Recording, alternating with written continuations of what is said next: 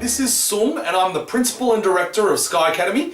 In the last episode what we did was we looked at the product sum method of factorizing quadratic trinomials.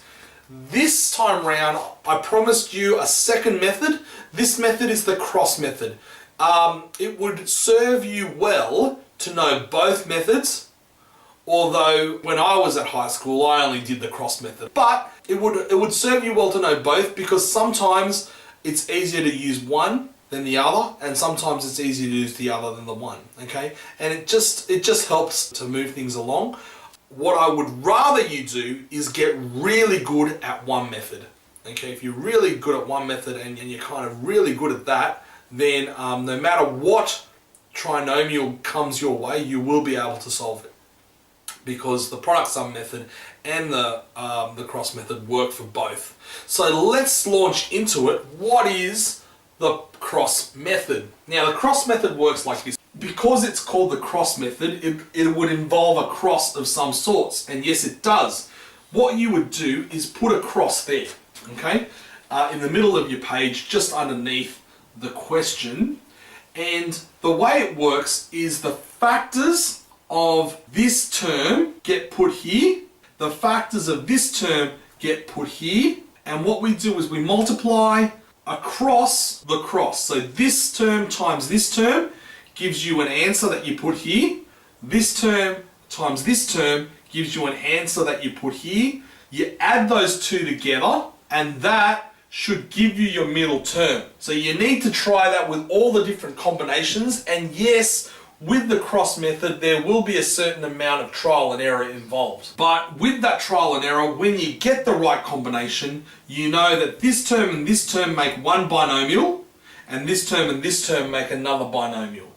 Let me illustrate what I mean. So if the factors of x squared, or of the x squared term, was ax and bx, and the factors of these two, of 26, or the constant term, was c and d, right?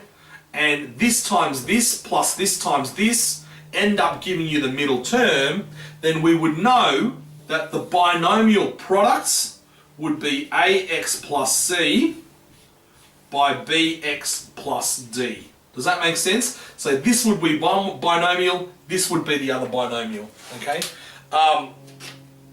So let's launch into an example, because by doing an example, it will kind of highlight how to go about doing the cross method, okay? So let's have a look. X squared, what are the factors of x squared? Well, the factors of x squared, there's only one set of factors it could be. It could be x and x, right? However, when it comes to negative 26, you could have a whole series of set of factors, which I will go through. It can be negative 26 and 1, positive 26 and 1, 13 and negative 2, negative 13 and positive 2. Yep. And of course, you could also have this flipped around, so it's negative 1 and negative 26, but in this case it won't matter because you're multiplying by x each time. If these two numbers were different, then flipping it would be another set of combination to add to the trial and error that you would need to go through, the process of trial and error that you would need to go through. So let's actually have a look and see which of these combinations gives the magic middle term. And by testing out each of the combinations, you will get a better idea of how the cross method actually operates and the process behind it. Alright, so let's do this. X times negative 26 is negative 26x. X times 1 is positive x. Add these two together gives you negative 25x, which is not 11x, which means this combination does not work. Okay? Let's try this combination, 26 and negative 1. That should be negative 1 because it needs to multiply to give you negative 26. Alright, so 26 times x is positive 26. X times negative 1 is negative x.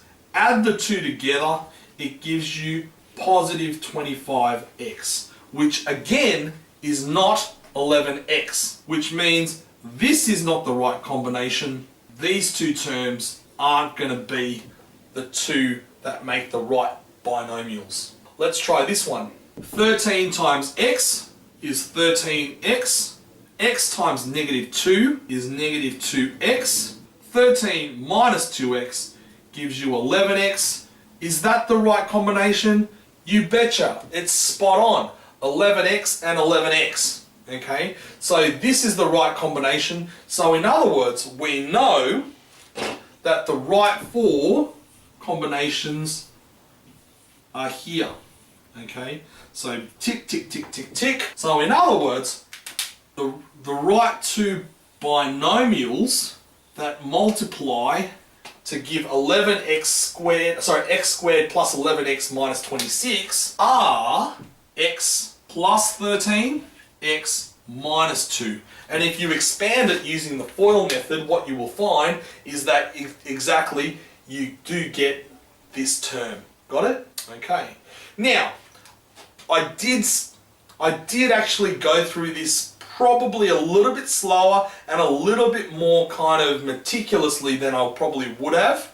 Once you become really good at the cross method, you can just go bang, bang. You know that these two aren't going to work, and you can really pretty much kind of work it out in your head automatically. Until you do get really good at this method, it will seem longer and harder.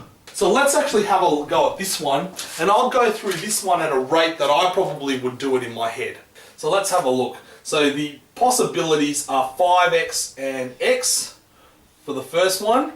You can't have any other factors really, and the order doesn't really matter, okay? At least for this one, but the order here will matter, okay? So what we want to do is try to create 18x. So it's either going to be 1 and 16, 16 and 1, 4 and 4, or it will be 2 and 8, or 8 and 2, right? Now, we can pretty much kind of rule out 16 times 5 is 88, 1 times x is 181, it's way off, it's not 18. 16 here plus 5, 16 plus 5 is 21, that's way off as well, that's probably not going to work. 4 and 1 is 4, plus another 4 times 5 is 20, 24, that's not going to work, alright? 2 times x is 2. 2 plus 8 times 5 is 40. That's not going to work either. Alright. 8 times 1 is 8x plus 2 times 5, 10x. Add the two together. 8 plus 10x is 18x. And is that what we want? It is 18. And so our magic combination is 5x and x, 8 and 2. So in other words, our binomials and that one. So our answer, 5x plus 8 outside of x plus 2. Does that make sense? Now, until you become that good at it, working on your skills when it comes to doing the factorizations of trinomials using the cross method. But the other option as well is to become really good at the product sum method, right? But at some level, you need to be able to do both, right? In the meantime, thank you very much for watching. In the next episode, we'll be looking at algebraic fractions, okay? And we'll be looking at how we can do use all of this stuff and combine all of this stuff when it comes to doing fractions. Alright, so I'll see you on the next episode.